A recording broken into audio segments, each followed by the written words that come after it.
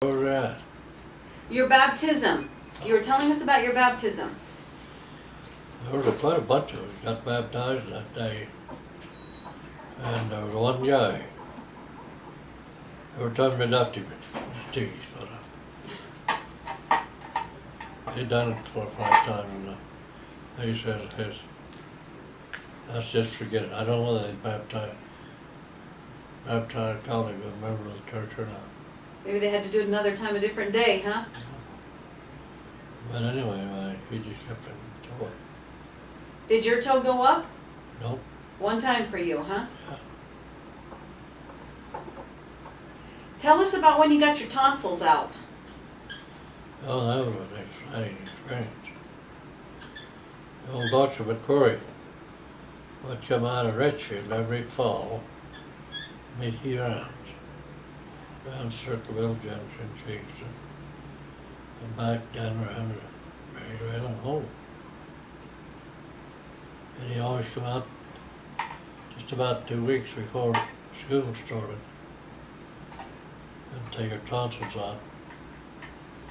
And he just come in and they knew Mother and Dad had the table all cleaned off for him, so all they had to do was just lay me up on the table. They give me yeast and put me out. And I remember coming out from under the ether and I was a fight. I wanted to get out of there.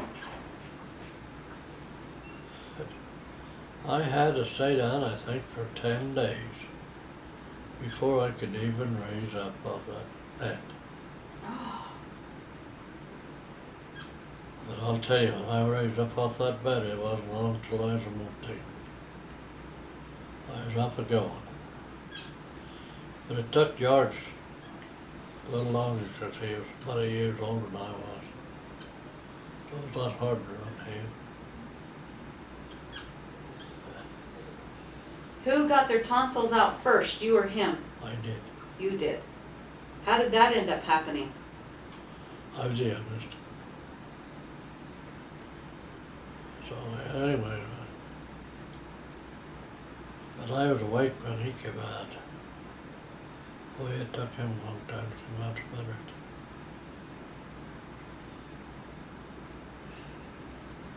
Yeah, it took him a long time. Have you ever had broken bones? No, well, I broke some ribs. Had to pack water from the water trough over to the calf and I had to step up on a pole, on the bottom pole to get it over. So I ran up there like this and set it down. And my foot slipped off the bottom pole and jerked me down over it.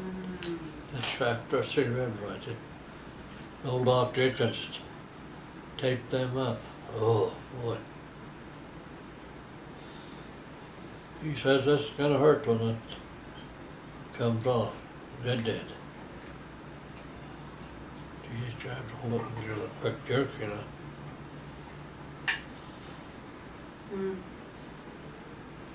So that's, How old would you have been? I think 6. You were just little. I come around the fall every year before school started. Take the little kids' subs to When you broke your ribs, how old were you? Oh, I was probably 15 or 16, probably. You've always worked hard your whole life, haven't you? Yeah. Yeah, So- we had to. Tell us about your jobs and which ones you liked. Oh, probably the best job I ever had was making cheese. At the cheese factory, that was the cleanest and nicest work I ever done. But then the cheese factory closed down. And I think Al Hatch come in and took over, but he only worked, I don't know whether he worked a year until they closed the doors on all of it. Not through. But I loved that. I enjoyed that. We put it in the press at night, water press. Make sure the things didn't bulge up before we left.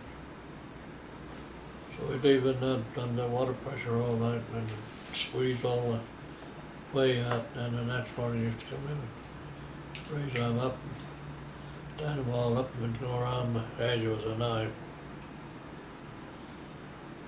All of them, and then get a hold of them, hit them on the table and knock them out.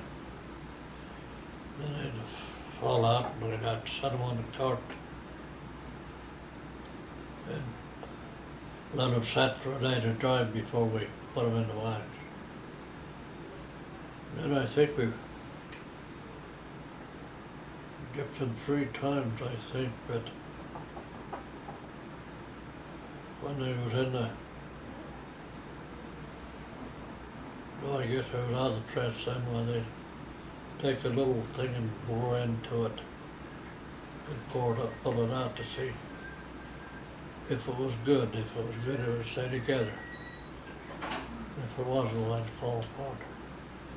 So that was called dead vatted cheese. We had to put them in 40-pound tins. What would you do with them? We'd put them under the water pressure every night. Turn them on, squeeze the way out of them. And we'd have to come home in the morning and take the lids off. So even the bad cheese? What did you do with the bad cheese? We made big 40-pound blocks out of them. Oh, And they shipped them into Salt Lake and they made other cheese products out of them. oh, okay. What other jobs did you like? Well, I liked scaling trees. That was a lot of fun, a lot of enjoyment. When I got that way, I was working at the sawmill and on the planer.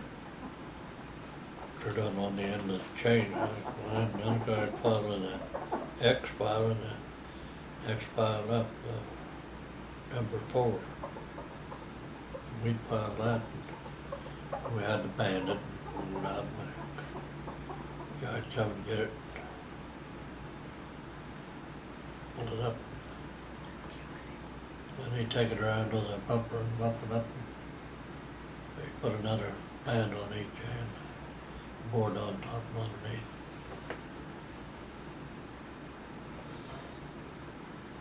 And then I guess from there, when the cheese factory got down to that point, why I went over and jumped Lil for a job. Well, I worked the chain there. I always worked, whenever they called for somebody did jump sun and they'd come and get me to go over there to replace. And we had a guy that was over the sawmill. And he'd never look to see if he had all of his men or not. If there was a man gone, he didn't know who he was. So he just called over to Paul, I got short a man today.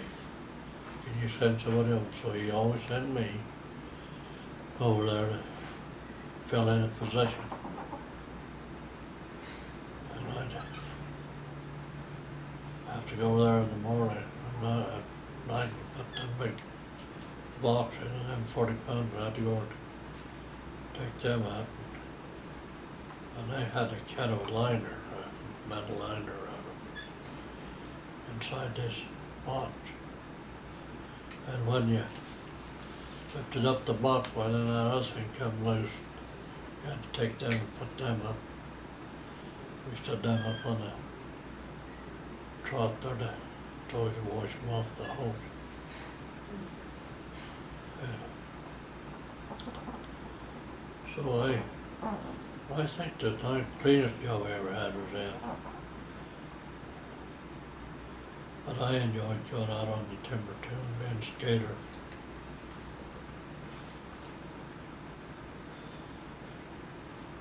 But before I became a skater, I was a choker setter.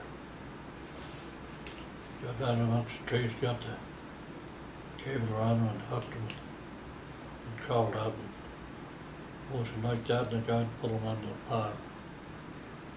Take them over there and then the stacker would get it up and throw them in a big pile.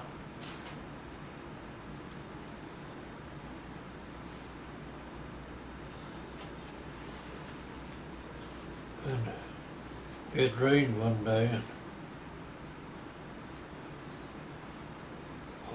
I just turned after that after I was pulling the chain. They said everybody home. And I went and told Will, I says, I can't, I gotta have full-time work. He says, okay, when you can't work there, you come and tell me. So from then on, I didn't have to worry about having a job. And I couldn't work there, I just went and told Leo.